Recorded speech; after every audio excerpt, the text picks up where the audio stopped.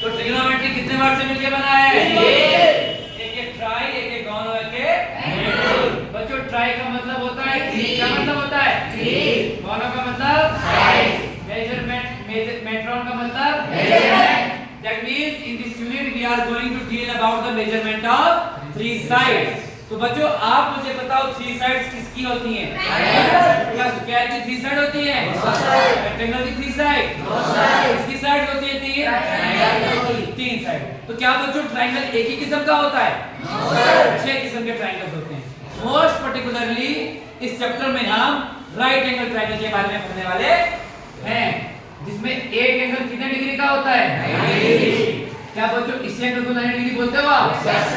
इस पूरे के पूरे यूनिट में आप इस तरीके की फिगर देखने वाले हो। खाली यही वाली फिगर का काम हम इस पूरे के पूरे यूनिट में करेंगे। बात क्लियर होगी? अब आप मुझे बताओ इसको आप लोग क्या बोलते थे? बेस। इसको बोलते थे आप बेस। इसको बोलते थे परपेंडिकुलर। इसको बोलते थे बच्चों जिस तरीके से हमारे निकनेम होते हैं उसी तरीके से हम इनके रेशियो को भी कंपेयर करते हैं। अब इसकी साइड्स कितनी है? 3। तो इनके रेशियोज भी कितने होंगे? 3 होंगे सीधे, 3 होंगे इनके उल्टे। देखो पहला रेशियो होता है बच्चों साइन का। किसका? साइन। और ये जो थीटा इसमें होता है ये होता है एंगल। क्या होता है? एंगल। जिस केस में जिस एंगल की हम बात करेंगे वो वाला एंगल होता है थीटा। ठीक है, तो साइन थीटा होता है परपेंडिकुलर अपॉन हाइपोटेन्यूज के बराबर। किसके बराबर? दूसरा रेशियो होता है कॉस का। किसका? कॉस होता है base upon hypotenuse. tan theta होता है perpendicular upon base. Perpendicular upon base. अब बच्चों साइन का उल्टा होता है कोसेक। क्या होता है? कोसेक। कोसेक। तो बताओ फिर अगर साइन p अपॉन h ये क्या होगा? कॉस का उल्टा होता है सेक। क्या होता है? सेक कितना होगा फिर?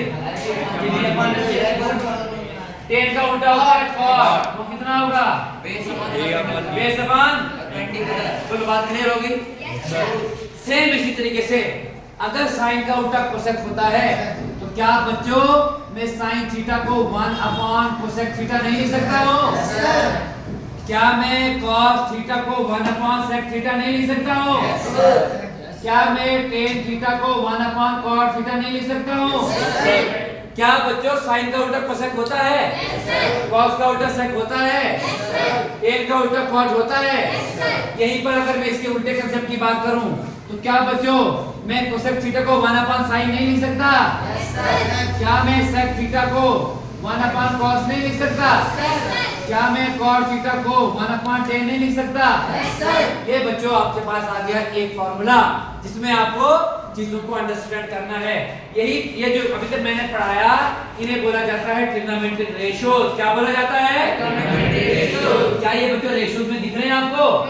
इन्हें बोलते हैं ट्रिग्नोमेट्रिक रेशियोज। इनको याद रखने का एक तरीका है बच्चों, पंडित बद्री प्रसाद हरे हरे बोल। Perpendicular upon hypotenuse. Perpendicular upon hypotenuse किसका रेशियो? साइन का।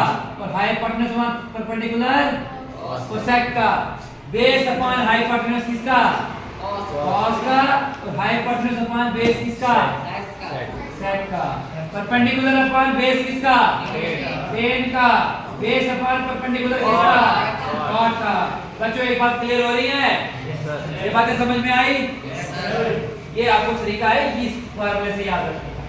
दूसरा फॉर्मूला है some people have curly black hair till plenty black sin theta perpendicular upon hypotenuse cos theta base upon hypotenuse tan theta perpendicular upon फिर इसका उल्टा आएगा cot, इसका sec और इसका बात क्लियर हो गई? एक बार जल्दी जल्दी से साइन का उल्टा साइन का उल्टा cos का उल्टा tan का उल्टा। बात क्लियर हो गई? अब मुझे इसके बेसिस पे आप फॉर्मूले बनाने सिखाओ। ठीक है, छोड़ो इसको।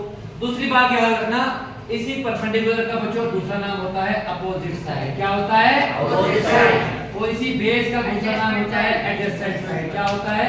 Adjacent side. बोलो बात क्लियर होगी?